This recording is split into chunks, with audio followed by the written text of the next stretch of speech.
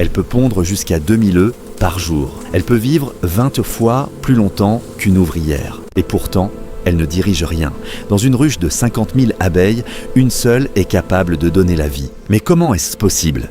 Et pourquoi aucune autre abeille ne peut la remplacer tant qu'elle est vivante? Toutes les abeilles femelles naissent génétiquement identiques. Oui, identiques. La différence entre une ouvrière et une reine ne vient pas des gènes, mais de l'alimentation. Une larve nourrie exclusivement à la gelée royale développera des ovaires complets. Son abdomen deviendra plus long, son corps sera entièrement dédié à la reproduction. Ce phénomène s'appelle l'épigénétique.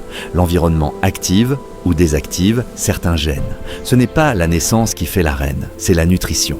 Une reine en pleine saison peut pondre jusqu'à 2000 œufs par jour. Cela représente plus que son propre poids en œufs chaque jour. Elle inspecte chaque cellule de cire avec ses antennes.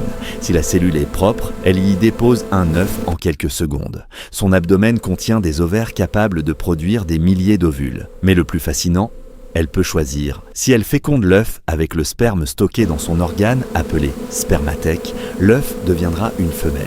Si elle ne le féconde pas, l'œuf deviendra un mâle. Elle contrôle donc le sexe de ses descendants. Les mâles, appelés faux bourdons, naissent d'œufs non fécondés.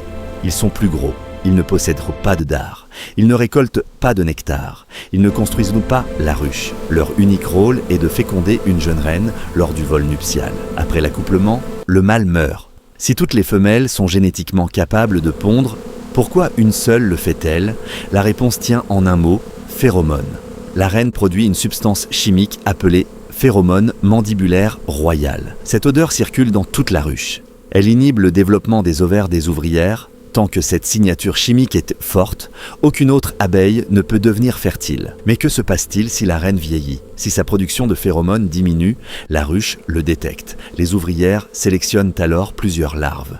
Elles les nourrissent exclusivement à la gelée royale. De nouvelles reines se développent dans des cellules spéciales, verticales. À l'émergence, une seule survivra. L'ancienne reine peut être éliminée. Dans la ruche, la survie passe avant tout. La reine ne gouverne pas, elle ne décide pas, elle ne commande pas. Elle est un organe reproductif au service d'un super-organisme. La ruche fonctionne comme un seul être vivant. Des milliers d'individus, mais une intelligence collective. Et au centre, une mère capable de donner naissance à toute une civilisation.